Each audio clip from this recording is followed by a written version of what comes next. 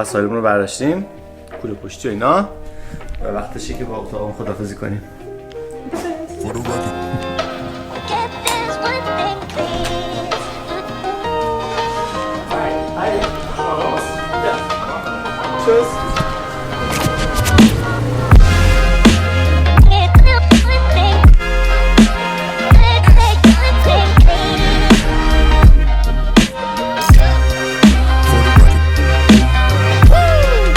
سلام بچه، امیدوارم که حالتون خوب باشه.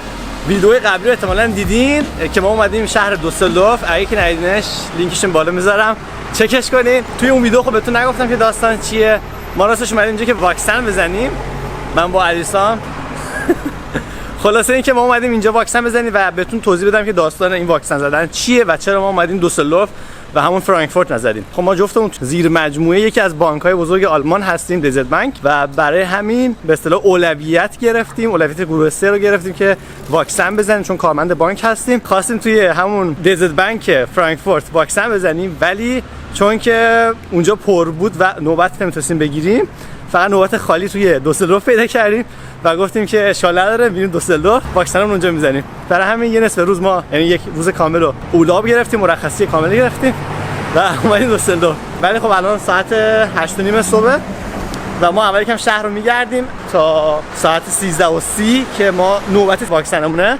خلاص اون موقع یکم شهرگردی میکنیم و بعد واکسن میزنیم، بعدش هم مستقیم میریم خونه، چون که نمیدونیم بعد از اینکه واکسن بزنیم چقدر طول میکشه تا خب بعضی تب میکنن و حالشون بد میشه و اینا. برای همین ما مستقیم بعد از اینکه واکسن زدیم برمیگردیم فرانکفورت. راستی اگه هنوز لایک نکردین، سابسکرایب نکردین، نه مرسی.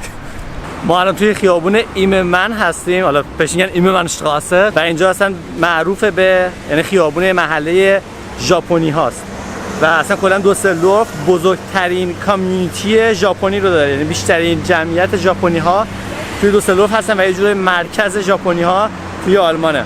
مثلا پشت سر من می‌بینید که حالا یه فروشگاهیه که ژاپنیه و البته خب این تنها فروشگاه نیست، این خیابون پر از این نوع فروشگاه هاست.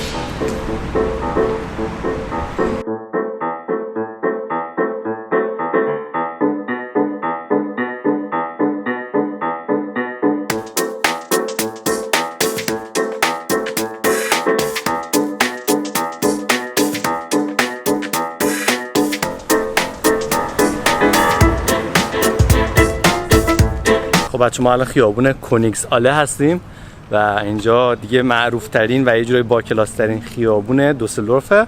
کنار ما اینجا کانال آب هست که حالا بعد نشونتون میدن. فعلا توی خیابونش از کنار فروشگاه رد میشیم. مثلا اینجا کنار من بربری میبینین. خلاصه دیگه تمام مارکای گرون اینجا هستن، یعنی تا اون ته بریم حالا کلی فروشگاه هست. و اینم که میبینین انقدر خلوته به خاطر اینکه ساعت 9 صبح. شانل، گوچی، پرادا، دیور و رولکس. به به به به.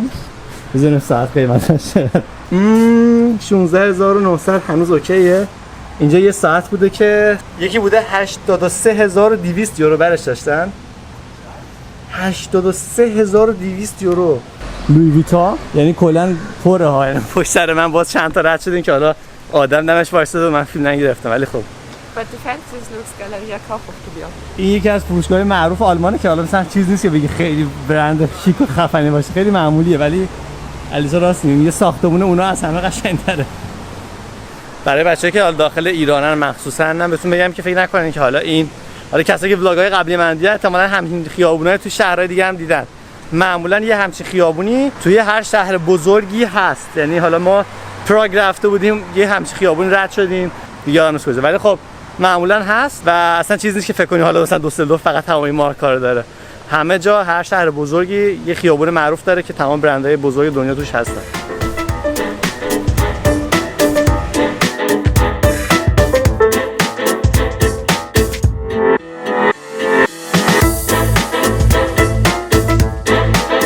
پشت سر من اون کانالی که راجبش صحبت کردم، ولی برای نشون دادنتون قراره از این استفاده کنیم.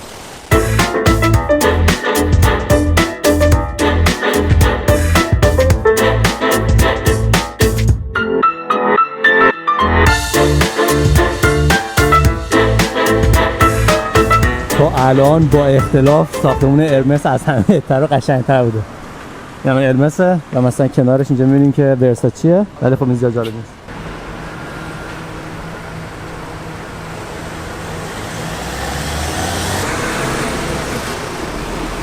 ما خیلی اتفاقی یه چیز اینجا کشف کردیم، نمیدونم چیه، فکر کنم یه بازار ماننده.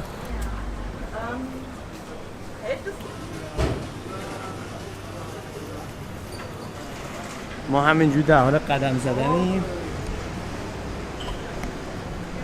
اینجا یه بیکری میبینیم، نونوایی. و اینم بهتون بگم که میدونم الان یکم میگین که چرا هیچ کس نیست توی خیابون. واقعا هنوز اول صبح و فروشگاه تازه دارم باز. ما یکم زود اومدیم و خب یعنی چاره‌ای نداشتیم. صبح زود صبحونه رو خوردیم توی هتل و دیگه کاری نداشتیم که بکنیم و زدیم بیرون. البته چک اوت هم برمی‌کردیم و دوست داشتیم یکم تا قبل از کرونا واکسن کرونامون شهرم بگردیم، برای هم دیگه اومدیم بیرون. الیسا پیشنهاد اینو داده که گذای داستینا پیشنهاد اینو داده که بریم لب آب بستنی بخوریم. پیشنهاد خوبی بود. اگه پیدا کنیم، راست میگه، اگه بازن، چون ساعت 10 صبح. ما الان اتفاقی از یکی از کارخونه‌های آبجوسازیه. ویسکی echt? Okay. Alles fort. دوسلدورف ویسکی. geil. آبجوسازی معروف از دوسلدورف هست. مثلا این داشت بار میذاشت بیرون، اینا من دیدم که الان مثلا این چقدر سرده. دقت کنید اینجا رو، یخه ای. تازه بردن از کارخونه بیرون، خیلی باحاله. بشکه‌های کوچیکی که البته این چوبی نیست بچه، حالا طرح چوبه، این فلزه. خب ما خوش شانس بودیم و اینجا بستنی فروشی کنارمون پیدا کردیم. بریم ببینیم که بستنیاش چجوریه.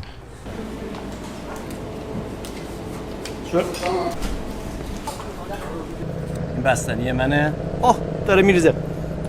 بچه من میرم تو کارش تا بعد.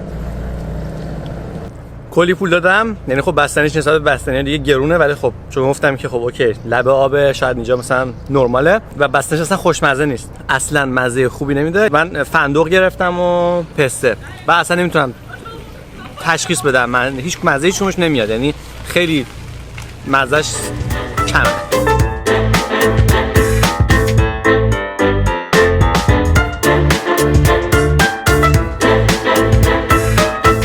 تا الان از دوسلدورف خوشم اومده راستش، یعنی شهر باحالی.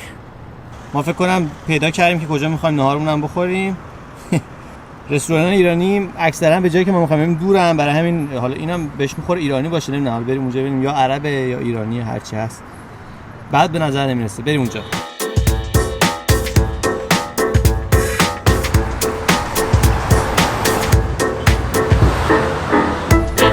قبل از اینکه این رستوران انتخاب کنیم به الیسا گفتم که دوسلدورف خوبه چون مثلا چند تا رستوران ایرانی داره، حتی نونوایی داره، مثلا بکقای اینجا بهش میگن و نونوایی آلمانی اینجوریه که علاوه بر نون ساندویچ های سرد هم دارن، مثلا خوراکی های آلمانی هم دارن. بعد الیسا تو ذهنش همین چیزی اومد که گفتم نونوایی، فکر کنم مثلا نونوایی ما هم اونجوریه که مثلا اینجوری غذای آماده هم کوچیک دارن و گفت خب بریم اونجا نهار بخوریم. گفتم نه اون چیزی که تو ذهن تو هست نیستش، اینا فقط نون میپزن. یه جای باحال اومدیم، من درخت نخل خیلی دوست دارم، بعد اینجا خیلی درخت‌های نخل مانند هست و یکم زباله. بچه ما کلی را اومدیم تا برسیم به این رستورانه، ولی اصلا از بیرون خیلی حالت زشتی داره و انگار بسته است، نمیدونم اصلا نرفتیم اونور، ولی خب جالب به نظر نمیرسه و احتمالاً میریم یه جایی که ببینیم کجا چی پیدا میکنیم، چون خیلی گرسنمونه، خیلی راه اومدیم، خیلی ضد حال شد و ما اینجا اومدیم چون که نزدیک همون جایی که قراره واکسن بزنیم. ولی خب من خیلی گرسنم، دلم کباب میخواد. This is good to Hauptbahnhof, I would say. ولی خب چیز خوبی اطراف هاپتبانهوف نیست و باید برم یه غذای معمولی بگیرم احتمالاً. ببین این جاییه که ما قراره واکسن بزنیم، این ساختمونه. حالا برمیگردیم بهش.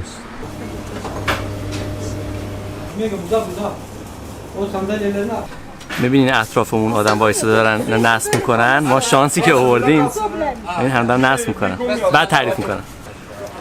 چیزی که میخواستم براتون تعریف کنم این بود که اینجا ما خواستیم بشینیم، دیدیم اول سایه نداره و تمام نیمکتاش تو آفتاب بود و گفتیم واقعا چقدر بد، الان گرمه، کی حال داره اینجا بشینه. نمیخواستیم اینجا بشینیم، تصمیم داشتیم که ساندویچو بگیریم و بریم یه جا دیگه. اصلا ما اولش دنبال رستوران بودیم که قشنگ درست بتونیم بشینیم راحت یکم استراحت کنیم. خلاصه اومدیم اینجا، دیدم که این سایه‌بونی که اینجا می‌بینین تازه داشتن از آن باکسینگش میکنن، تازه داشتن بازش میکردن، یعنی خریدن، همین الان نصبش کردن و شانس ما بود، یعنی ما منتظر بودیم تا غذامون آماده شه و این کارش تموم شد و ما تونستیم بشینیم. خیلی خوب بود. خب 10 دقیقه مونده به ساعت 1 و ما، یعنی برای من میشه 40 دقیقه دیگه که من واکسن میزنم. Bist du mentalisch bereit dafür? Ich bin mentalisch bereit. Hast du keine Angst, dass du irgendwelche komische Nebenwirkungen... Ja, wir testen das mit dem Magnet. Ja, mit Magnet müssen wir testen. مگه میشه من بدون اسپرسو برم واکسن بزنم؟ این خانم‌ها رو این چقدر شیکن. خیلی باحال بودن. Okay, alles klar. Dankeschön. من آمادم تقریبا. Kannst locker lassen den Arm. Ja. Ganz entspannt hängen lassen. YouTube اینو فیلتر نکن. Welche ist das eigentlich? BioNTech. BioNTech, super.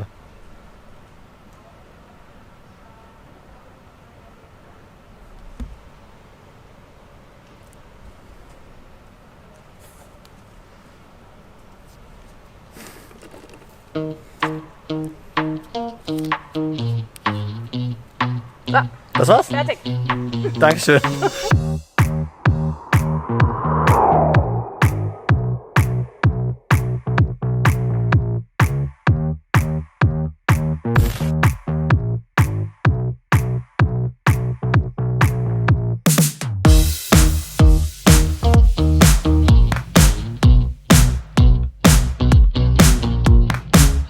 علیسان واکسنشو زد، اومد نشست پیش ما. چس. واکسن رو زدیم، فقط بریم الان یه دونه از این دو شاخه‌ها پیدا کنیم، یعنی دو شاخه یا دو دونه اسکوتر پیدا کنیم، مستقیم بریم سمت ماشین و بریم خونه.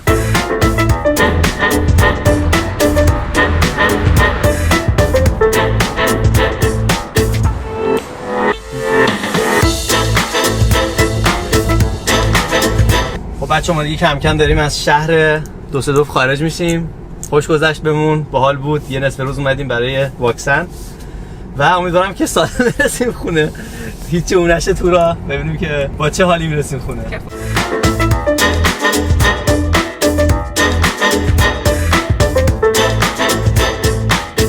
آقا ما رسیدیم خونه همین الان. سفر ما اینجا تموم شد. مرسی که ویدیو تماشا کردین. من هنوز اوکی ام، هیچی نشده. البته بعد منتظر بودم چون همکارم که زده بود یک روز بعدش تب گرفت و اینا. خلاصه بعد صبر کنیم ببینیم که چی میشه، ولی خب حتما آپدیتو میکنم. دوستون دارم. تا بعد.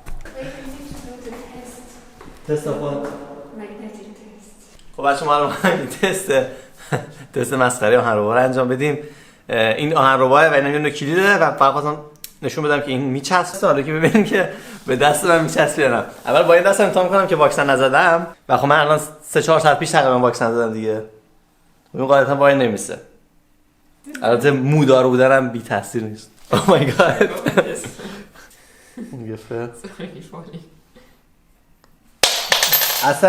اصلا حس چیز ندارم که بگیم مثلا یک کوچولو بخوام مثلا حس کنم، حالا دقیقاً اونجا نیست ولی خب خیلی نزدیکه دیگه.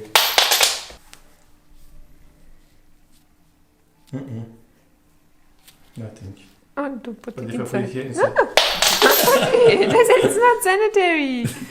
It's okay, just a bit. This key was clean, I saw. That putting stuff in. Yeah, okay.